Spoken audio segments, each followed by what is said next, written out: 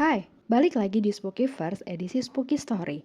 Kalau di cerita-cerita sebelumnya kita udah pernah bahas ya tentang beberapa kasus kerasukan yang viral banget bahkan di seluruh dunia. Kalau kalian punya saran tentang kasus kerasukan-kerasukan di belahan dunia manapun, kalian boleh banget komen, kasih tahu aku, nanti aku bakal bahas dan bawain untuk ide konten selanjutnya.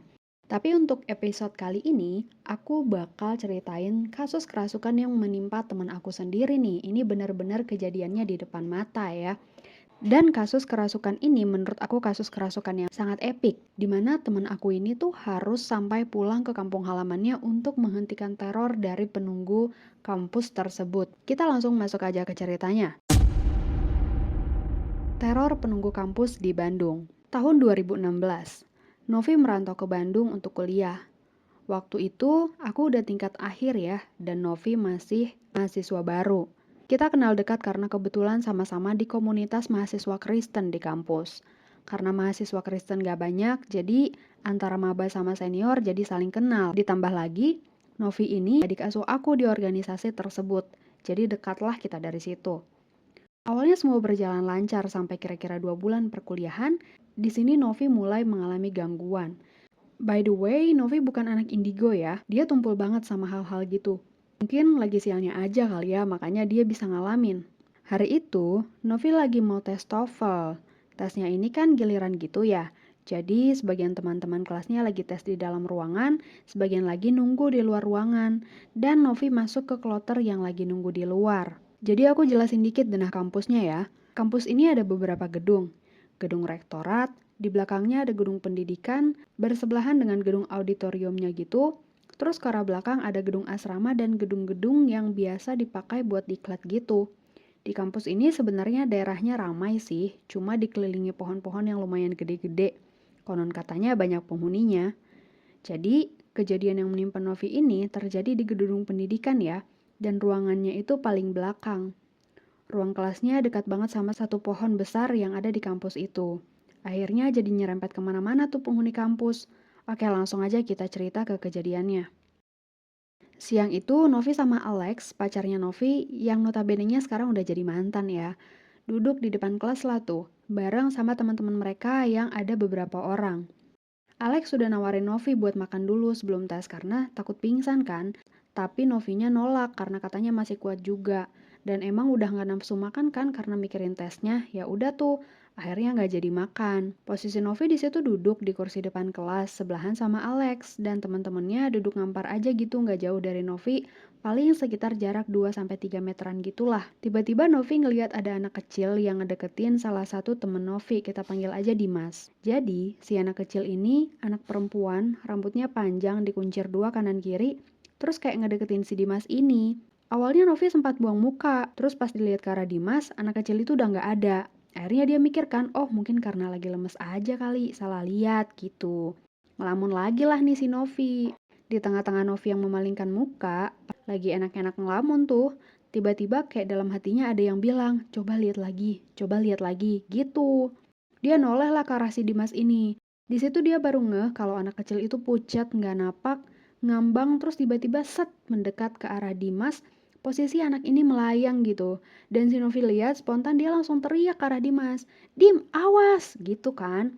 Novi berusaha tuh buat meraih Dimas buat menghindar dari anak kecil itu. Tapi baru aja Novi melangkah sejalan ke arah Dimas, tiba-tiba badan Novi tuh jadi kaku gitu, terus rebah lah dia ke lantai. Masih dalam keadaan sadar, Novi dengar suara si anak kecil ini ngomong ke Novi kalau dia tuh suka sama si Dimas ini. Disusul suara ketawa-ketawa gitu. Gak lama, Novi ngerasa kalau ada sosok yang lain tuh datang. Ternyata sosok yang bertubuh besar hitam gitu dan katanya masih ada yang lainnya juga. Jadi sosok makhluk yang bertubuh hitam besar, tinggi dengan mata merah itu bukan cuma satu yang menghampiri Novi, tapi ada beberapa lagi. Novi masih bisa dengar tuh suara teman-teman yang manggil namanya, tapi dia kayak nggak bisa gerak gitu kan. Dia sampai ngerasa kayak badannya diteken gitu sama sosok-sosok itu. Gak lama, semua teman-teman Novi bantu baca-baca doa gitulah.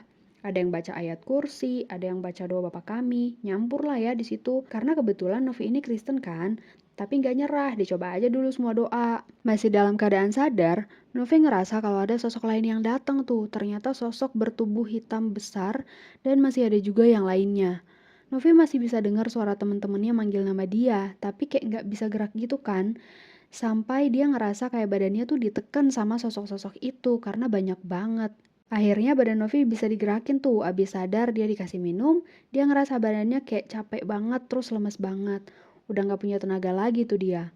Pulanglah dia sore itu ke kos, kirain masalah kesurupannya udah beres, ternyata ke bawah sampai ke kosannya. Jadi sore itu, Novi emang sendirian di kos. Tiba-tiba banyak banget suara-suara di luar kamarnya. Mulai terganggu lah dia. Pas dicek keluar kamar, ternyata udah banyak sosok-sosok yang dateng tuh. Bukan cuman suara-suara eraman, suara teriak, dan suara tangis. Bahkan barang-barang di kamar Novi juga sampai ada yang gerak-gerak gitu dan jatuh sendiri. Bahkan di depan mata Novi sendiri. Karena udah ketakutan banget, akhirnya Novi nelpon lah nih si Alex. Dan untungnya teman-teman Novi juga pada datang ke kosan Novi buat nemenin sekalian jagain katanya. Karena ngelihat kondisi Novi yang posisi mata batinnya udah kebuka ya, jadi dia bisa lihat apa aja yang ada di kosannya. Mulai dari sosok hitam berbadan tinggi besar, berbulu, perempuan, mungkin jenis kunti ya, anak perempuan yang tadi, sosok yang udah nggak ada matanya, bahkan ada sosok yang kepalanya udah miring karena hampir putus gitu, sosok Poci, sama banyak lagi. Cuma sosok-sosok itu nggak bisa masuk ke kamarnya Novi karena emang teman-temannya Novi tuh pada baca-baca doa gitu sebelum tidur. Mereka juga khawatir banget lah sama kondisi Novi. Soalnya pas di kampus siang, pas mereka baca-bacain doa ke Novi, Novi tuh cuma teriak-teriak kayak panas, panas gitu terus nangis. Ternyata kalau dari pengakuan temennya Novi, Novi tuh sampai kesurupan gitu. Padahal Novi cuma ngerasa kalau dia kan badannya nggak bisa gerak aja ya, dan masih bisa dengar suara teman-temannya juga. Nah, di situ beberapa teman Novi mungkin sekitar 7-9 orang pada nginep lah dan jagain Novi. Supaya Novi juga bisa tidur kan. Dan gak disangka-sangka, ternyata teman-teman sekos Novi juga ngerasa ada yang aneh sama kosan mereka. Kayak ngerasa panas, sesak, terus gak enak banget gitu hawanya. Makanya, teman kos Novi juga gak keberatan tuh kalau teman-teman sekelas Novi ada di situ. Mungkin biar ngeramein aja ya, jadi mereka gak begitu takut sama sepi. Selama seminggu full tuh Novi dijagain sama teman-teman kelasnya. Paling sedikit 5 orang. Sampai teman kelas Novi tuh buat jadwal gitu buat ganti-gantian buat jaga Novi kalau malam. Karena Novi emang setakut itu. Kebayangkan yang awalnya tumpul banget tiba-tiba bisa ngelihat makhluk yang gitu-gitu. Novi emang harus ditungguin gitu, ditemenin buat ngobrol atau setidaknya ada temen yang jagain dia kalau tidur. Karena kalau enggak, makhluk itu bakal masuk ke badannya Novi gitu, sampai pernah beberapa kali pas temennya Novi lagi pada nggak bisa jaga, cuma Novi sama Alex doang, padahal siang-siang loh, Novi tuh ngeliat makhluk-makhluk itu kayak mau nyerang gitu, seakan-akan mau ngerebut badannya Novi. Tapi kalau ramean, sosok-sosok itu ada tapi nggak masuk ke kamar Novi. Jadi kayak bener-bener harus diajakin ngobrol terus gitu loh. Kalau tidur suka nggak nyenyak. Bisa tidur juga karena biasanya akan selalu ada minimal satu cewek di dekat Novi. Dia baru bisa tidur. Teman maksudnya ya, teman cewek. Dan baiknya teman-teman Novi juga buat jadwal gitu loh, buat jaga malam siapa yang tidur, siapa yang bangun. Intinya harus tetap ada yang bangun lah buat mantau keadaannya Novi. Baik banget ya teman-teman Novi. Tapi meskipun baik, Novi kan gak enakan ya orangnya kalau misalkan ngerepotin temennya terus-terusan. Akhirnya mereka sambil cari-cari solusi lain lah untuk masalahnya Novi ini. Kebetulan Novi ini keingetan sama aku. Tapi karena aku udah tingkat akhir, jadi udah jarang banget kan di kampus. Tepat seminggu setelah kejadian Novi kesurupan ini, waktu itu kalau nggak salah pas di hari Kamis. Aku lagi ada keperluan ke kampus, tapi sebenarnya udah nggak ada kegiatan ya. Tapi kayak mager banget mau pulang. Iseng lah aku ke kantin, karena waktu itu masih jam 3-an juga kan, jadi nunggu sore aja pulangnya. Aku tuh tipikal orang yang gak suka nongkrong di kampus ya. Kalau nggak ada jam kuliah, aku biasanya akan nongkrong di luar kampus, nggak pernah stay di kampus. Tapi entah kenapa pada hari itu, kayak aku pengen banget diem di kampus dulu. Aku mampirlah ke kantin, aku pesen jus alpukat tuh sama mendoan sambil main-main handphone. Tiba-tiba si Novi ini ngechat lah nanyain aku lagi di mana. Katanya mau ketemu, mau cerita. Karena emang sebelumnya udah deket kan, jadi udah biasa lah kalau aku tuh jadi tempat curhat-curhat buat adik-adik aku. Singkat cerita, aku yang lagi di kantin langsung ngabarin lah ke si Novi ini kan. Gak lama, Novi sama Alex datang nyamper ke kantin. Aku juga gak tahu ya, kebetulan apa emang udah jalan Tuhan aja. Sore itu bener-bener males banget pulang. Nyampelah mereka di kantin. Aku masih sempat nawarin Novi makanan karena pas banget lagi makan mendoan. Tapi Novinya nolak karena gak nafsu makan katanya. Tiba-tiba dia langsung duduk di samping aku gitu, terus Alex juga duduk di depan kami. Gak lama tingkah dia jadi aneh kayak manja-manja gitu. Kayak gimana sih anak kecil yang manja-manja? Ya pokoknya kayak gitulah. Terus aku bingung kan dan ngerasa mulai ada yang janggal, soalnya perasaanku juga mulai gak enak. Gak lama si Alex ngomong ke aku. Sebenarnya mereka mau curhat soal Novi yang lagi ketempelan. Ceritalah mereka, mulai dari hari kejadian sampai udah 1 minggu Novi nggak boleh tinggal sendiri. Novinya juga ngomong kalau dia tuh capek banget. Kalau doa juga selalu kepanasan, badannya kayak lemes terus. Dia cerita juga katanya sosok yang nempel sekarang itu anak kecil, makanya dia kadang suka berubah-ubah gitu. Di situ sempat ngobrol lah nyari solusi, karena kasihan juga kan Novinya, dan teman-temannya juga pasti capek banget harus jagain Novi tiap malam. Belum lagi Novi harus dihantuin sama banyak sosok itu tiap malam ya nggak kuat lah ya. Akhirnya Novi ngomong, minta tolong didoain sama aku. Aku bingung banget ya dalam hati, ya Tuhan aku bisa apa? Ya secara waktu itu aku emang pelayanan kan, tapi singer bukan pendoa. Tapi bisalah mendoakan mah. Cuman kan ini masih ngerasa nggak sanggup gitu. Tapi di situ Novi sama Alex udah kayak hopeless banget kan. Akhirnya dalam hati aku kayak ada yang ngomong, udah doain dulu aja gitu. Tiba-tiba mulutku yang enteng ini ngomong, ya udah deh, ayo kita ke Kosmo. Kita coba doakan di sana. Dengar omonganku yang gitu, wajah Novi sama Alex langsung lega gitu. Kayak seneng, akhirnya ada yang bantu. Tapi aku masih bergejolak banget dalam hati. Dalam hati aku, Tuhan, aku harus pakai senjata apa ntar ngelawan sosok-sosok itu? Pikirku gitu. Habis itu aku bayar makanan, kami jalanlah bertiga ke kosannya si Novi. Sepanjang jalan aku cuma doa, minta pengampunan dosa sama Tuhan, sama doa-doa peperangan. Setelah masuk ke gang-gang gitu, beberapa meter sebelum nyampe ke kosannya si Novi, ternyata ada makam di tengah-tengah pemukiman warga. Dalam hati aku ngebatin, ya elah pantesan rame, ada sarangnya. Tapi masih sambil doa tuh dalam hati. Nah gak lama nyampelah kita di kosan si Novi. Pas masuk, udah mulai kerasa sesak tuh. Udah mulai kerasa pusing, gak tahu kenapa suasana di kosannya udah mulai gak enak. Perasaanku udah kayak sesak penuh, lembab tapi panas, terus kayak gelap aja gitu bawaannya padahal lampunya nyala. Posisi waktu itu sampai di sana masih jam 4 kurang. Di jalan juga masih terang ya, harusnya nggak segelap ini, pikirku. Kami langsung masuk ke kamar Novi. Aku memang nggak cukup berpengalaman ya dalam hal ngusir-ngusir gini.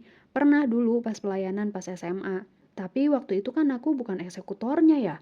Ya kali ini agak lain, aku eksekutornya, pikirku.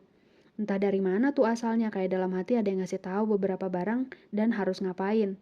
Akhirnya aku duduk berhadap-hadapan, posisi Alex aku suruh pegangin Novi dan aku duduk di depan mereka.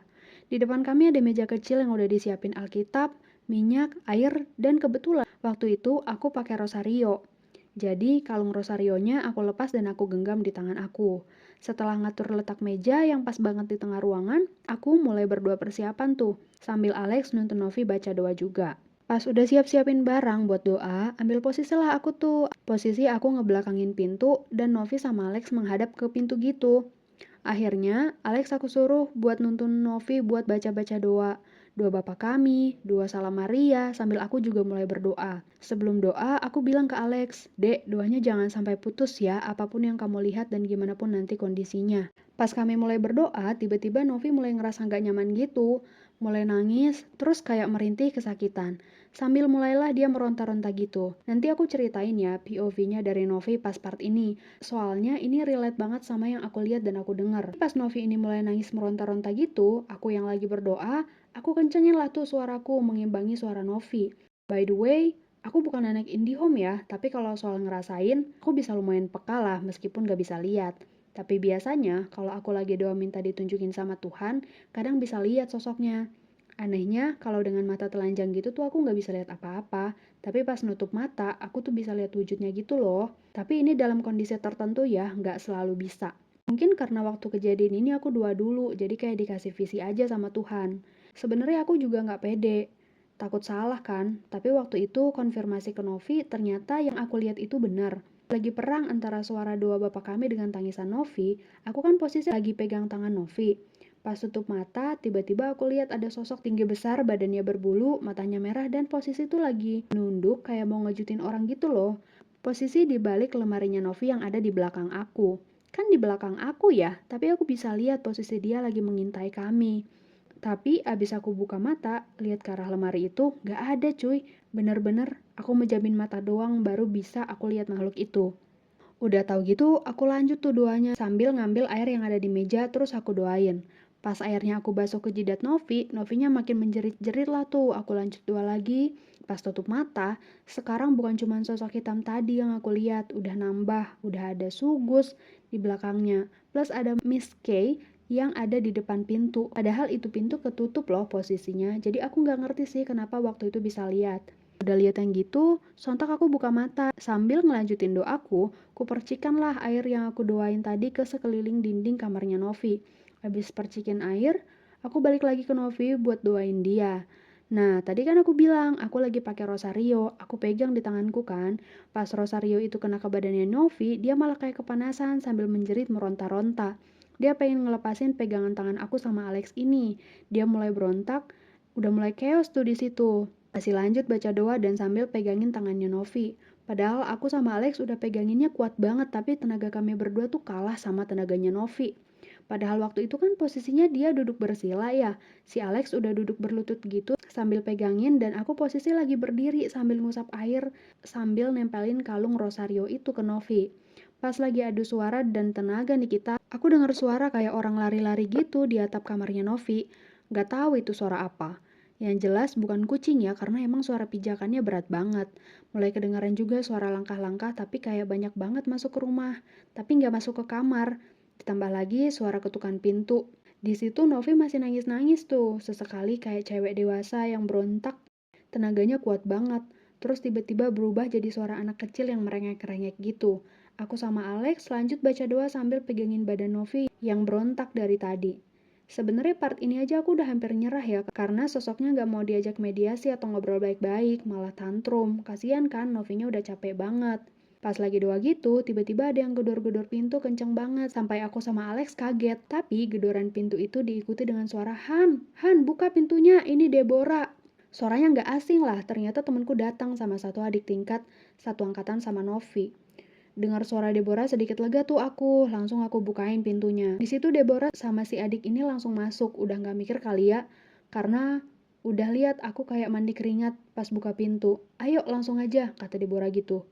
Mereka masuk, kami langsung tutup pintu. Lanjut lagi tuh doa, dan masih dengan rosarioku di tangan, akhirnya aku kalungin lah itu rosario ke si Novi. Mungkin karena baru mikir ya di situ setelah ada Deborah sama adik ini. Jadi udah ada yang bantu pegangin sekaligus bacain doa. Langsunglah kita berempat versus satu. Yang tiga pegangin sambil doa, Deborah langsung bacain doa dengan lantang, terus tiba-tiba Deborah minta minyak. Kalian inget kan beberapa item yang udah aku siapin sebelumnya? Salah satunya tuh ada minyak. Aku juga nggak tahu awalnya kenapa aku minta minyak, ternyata itu jawabannya. Aku, Deborah, dan si adik ini mulai dua peperangan lah di situ. Sambil si adik sama Deborah memagari kamar Novi dengan minyak, gak lama Deborah mulai megang beberapa titik di bagian tubuh Novi, tiba-tiba langsung tenang tuh si Novi. Novi yang tadinya udah meronta-ronta nangis, berontak perlahan mulai tenang.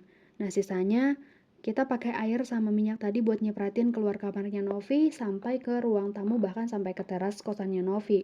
Gak lama Novi mulai sadar nih, kita kasih air minum lah tuh, udah mulai tenang. Akhirnya kita tanyalah dia. Aku kan awalnya masih penasaran sama penglihatanku yang pas doa tadi, makhluk tinggi besar itu. Takutnya aku salah kan? Ternyata apa yang aku lihat tentang sosok itu yang ngintip di balik lemari, dan semua yang aku lihat itu dibenarkan juga sama Novi. Dan kalian pasti penasaran kan kenapa Deborah sama si adik ini tuh bisa tiba-tiba datang?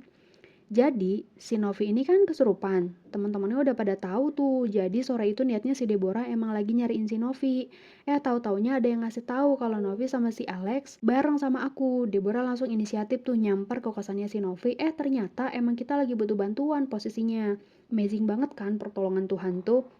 Abis istirahat dan ngobrol tuh beres lah jam 6 kurang. Akhirnya kondisi Novi makin lama makin segar kelihatannya, tapi Novi di situ posisinya udah tenang. Dan katanya makhluk-makhluk itu udah nggak ada juga. Tapi kita tetap sarankan Novi untuk nggak tinggal di sana. Cuma nyari kosan baru kan nggak cepet ya. Untuk sementara waktu, Novi nginep dulu lah di kosan salah satu adik tingkat aku yang masih lumayan deket gitulah. Sembari nanti nyari kosan yang nyaman. Beres tuh hari itu. Kirain masalahnya udah selesai. Ternyata masih ada gangguan lagi. POV dari Novi pas kejadian pengusiran di kosnya. Jadi pas sampai di kos, kami mulai persiapan doa kan. Di situ Novi udah mulai pusing tuh, mulai ngerasa sesak dan panas. Pas yang kejadian aku ngedoain dia ngelihat ada sosok tinggi besar berbulu lagi ngintip di belakang lemari di belakang aku. Jadi visi yang aku dapat pas doain itu bener. Padahal aku bukan anak IndiHome ya. Sama Mbak Kun dan Poci juga lihat katanya. Mereka bener-bener lagi ngintai Novi kapan kosong. Makanya dia takut banget sampai nangis-nangis. Cuma dia masih berusaha bertahan meski jiwanya lemah banget. Dan di situ si anak kecil yang nempel ke dia mulai menguasai tubuhnya tuh.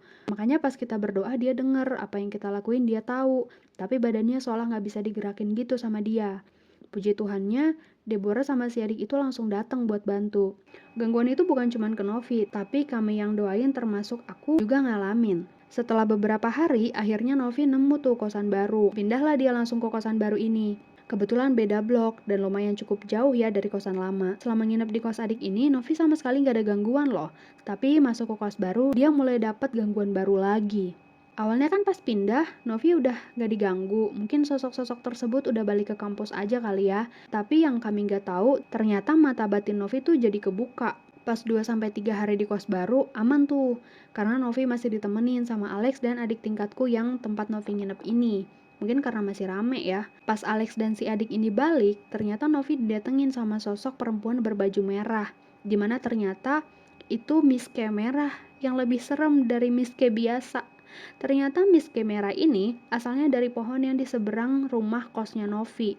Awalnya Novi takut kan, tapi lama-lama Novi tuh jadi terbiasa didatengin sama si merah ini. Mungkin karena abis kejadian sebelumnya, kan mata batin Novi jadi kebuka gitu. Jadi salah satu penariknya buat makhluk-makhluk yang gitu-gitu tuh ngedeketin. Si merah ini juga hampir tiap hari datang ke kos Novi, ngajak ngobrol, gangguin tidur, bahkan sampai nindihin gitu. Mulai dari situ tuh Novi mulai terbiasa. Akhirnya ini mengubah pribadi Novi juga. Makin lama Novi makin peka. Jadi sering tidur menjelang subuh karena malamnya dia selalu ketakutan kalau si merah ini datang. Novi makin kekuras tuh energinya, ditambah lagi kesehatan Novi mulai terganggu. Ternyata selama ini juga Novi masih diikutin tuh sama yang di kampus dan menarik perhatiannya si merah ini juga. Mungkin karena Novi kondisinya lemah banget ya. Lama-kelamaan Novi mulai sakit-sakitan, kurus karena gak nafsu makan, begadang tiap hari karena memang ketakutan ya. Tapi dia masih berusaha bertahan lah di kos tersebut. Singkat ceritanya, kegiatan Novi berjalan kayak biasanya tuh. Kuliah, kegiatan kampus, kosannya gitulah setiap hari. Dan hampir tiap hari juga si Mbak Merah ini suka main ke kosan Novi, yang bikin Novi jadi keganggu. Kadang dia takut banget, kadang kalau udah lagi stres suka dicuekin juga tuh si Merah. Sampai si merah ini capek sendiri. Kupikir dengan Novi cuma ngediamin aja, paling beres masalahnya. Ternyata itu berdampak buruk juga buat kesehatannya si Novi. Jiwanya makin lemah katanya. Mungkin karena sering ditempelin. Udah gitu kadang case-nya gini. Dia lagi ditempelin si kun merah, ngikut ke kampus. Ntar yang di kampus ngikut ke kos, ntar balik lagi ke kampus. Ya jadi gitu-gitu aja. Kuat-kuatan berdoa aja. Setelah hampir 2 semester kuliah di kampus itu dengan rutinitas gitu-gitu terus tiap hari, sampai satu waktu Novi ini nyerah lah. Orang tuanya memutuskan untuk memulangkan Novi ke Medan. Kebetulan dia orang Medan ya. Dia akhirnya ngulang lagi tuh di kampus baru karena nggak ngurus pindah atau mutasi gitu. Sampai di rumah, akhirnya dia diobatin lah sama keluarganya. For your information aja, abangnya Novi ini juga termasuk orang bisa gitu ya buat ngobatin. Pas dicoba ditutup mata batinnya, katanya emang udah nggak bisa. Abangnya cuma bilang, ya kalau emang udah kebuka dan gak bisa ditutup, mungkin udah takdirnya begitu. Barangkali nanti bisa dipakai buat bantu orang. Puji Tuhan ya makhluk yang ada di Bandung ini gak ikutan ya sampai ke Medan. Tapi kabar buruknya, ya sampai sekarang, Novi masih sering banget jumpain makhluk-makhluk gitu. Belum lagi suka ditempelin, yang bikin dia capek banget katanya. Tadi aku sempat ngasih tahu ya, kalau kita yang ngedoain juga punya gangguan. Si adik yang datang sama Deborah, abis kejadian itu katanya tiba-tiba ada bekas memar di beberapa bagian tubuhnya. Mirip kayak abis ditonjok gitu. Kalau Deborah, waktu itu aku nggak nanyain juga sih. Tapi kalau aku, emang nggak terlalu terganggu. Jadi gini ceritanya. Sore itu habis dari kosan Novi kan kita jalan keluar gang. Posisi aku masih harus ke kampus ngambil motor. Karena pas ke kos Novi kan kita jalan kaki. Jadi aku balik lagi lah ke kampus buat ngambil motor. Kira-kira udah maghrib gitu. Singkat cerita aku balik ke rumah. Pas nyampe rumah belum ada orang yang pulang tuh orang rumah. Karena sendiri aku nyalain TV lah biar nggak sepi. Terus duduk di kursi gitu. Mungkin karena capek aku ketiduran. Bangun-bangun udah jam 7-an tuh karena dengar pintu ada yang buka. Nah, di situ aku baru bergegas mandi. Malamnya pas mau tidur nggak ada gangguan tuh. Sampai kira-kira tengah malam aku kebangun. Gak lihat jam tuh waktu itu. Kan lampu kamar posisinya dimatiin ya. Sumber cahayanya cuma dari cahaya lampu tumbler doang yang bentuknya salib di dinding aku. Pas kereyap-kereyap, aku ngelihat ada perempuan rambut panjang duduk di sudut kasur dekat kaki. Nah, aku kan masih ngantuk. Aku nggak hiraukan tuh, karena di kamar aku juga waktu aku tingkat 1, ada juga kok yang sering datang ke kamarku, jadi kupikir itu si nenek-nenek itu, jadi aku cuekin aja soalnya udah biasa. Besok paginya pas banget mau ke kampus karena ada perlu. Hari Jumat kan, niatnya mau ikut ibadah PMK tuh jam 11.30, jadi berangkatnya sekitar jam 10 gitulah.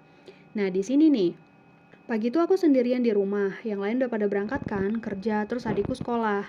Jadi jam 7 biasanya rumah udah kosong. Aku sambil siap-siap nih. Pas mau berangkat, pas banget aku lagi manasin motor di garasi depan. Jadi garasi tuh posisinya masih ketutup dan kekunci dari dalam. Pas aku manasin motor, aku sambil ngaca tuh di jendela. Kebetulan jendelanya kan gede banget ya, jadi jendela kaca gitu sebadan-badan.